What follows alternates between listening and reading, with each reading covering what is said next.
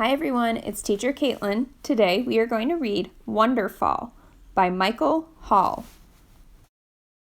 In this book, you will discover one colorful tree, 2 scurrying squirrels, and 15 blended words created to celebrate the wonder of fall.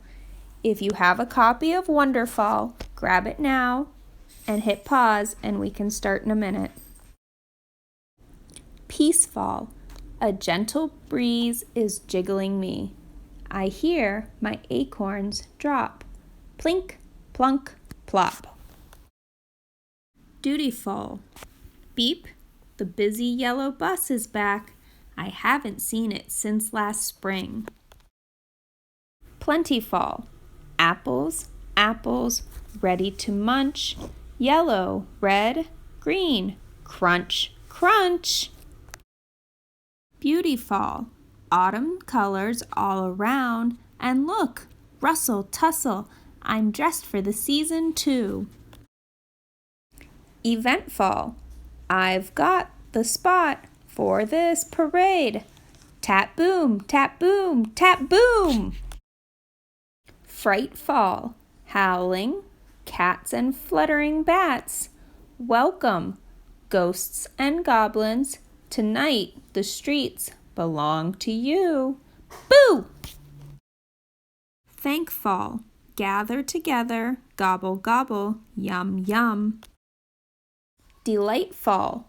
What's this? Oh my! My friends found a piece of pumpkin pie. Playful. Look who's chasing in my branches. Look who's romping in my leaves. Forceful. Whoosh, whoosh, whoa!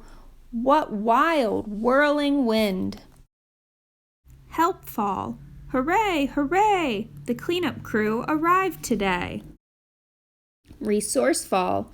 Chopped, bagged, stomped, and stowed. My leaves will make marvelous mulch. Wistful. Goodbye, geese. I'm sad to see you go. Watchful. See the mist, hear the quiet, smell the cold. Will this night bring the first snowfall? Getting ready for winter. Fall is here. I'm showing off my colors. What is everyone else doing? When an animal hibernates, it builds or finds a warm den or roost where it can spend the winter. Hibernating animals store up a lot of food and sleep a lot. When an animal migrates, it usually heads south in the fall and returns north in the spring. Some birds and insects fly long distances in order to find food and return to their first nesting grounds. The monarch butterflies that are born in late summer and early fall migrate south to California and Mexico. They can travel for thousands of miles. When winter ends, they start north again. Little brown bats hibernate when it gets cold, sometimes migrating a little to reach good hibernating areas. But when the weather warms up, even on a winter day, they will leave the roost to hunt for food.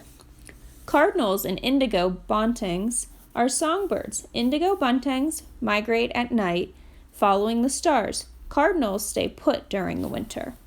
Some Canadian geese migrate, but others who have discovered good things to eat in neighborhoods with open water stay right where they are through the winter.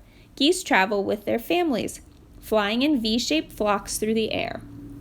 Raccoons are most active at night. They eat as much as possible in fall so that they have good enough fat and energy for cold winter months.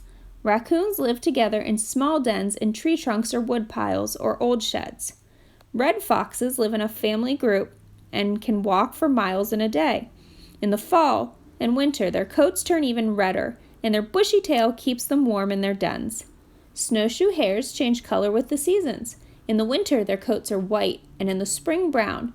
They are fast and shy, and they mostly come out at night.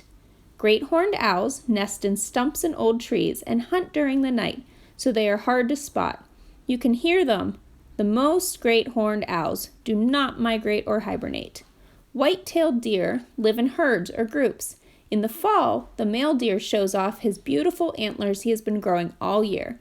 In winter, they sometimes stand on their back legs and reach a tasty leaf or paw through the snow to find an acorn.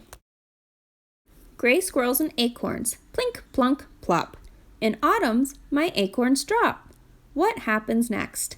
Gray squirrels eat my tasty acorns. Squirrels are sensible animals. They store thousands of acorns in holes in the ground to make sure they have food for the winter.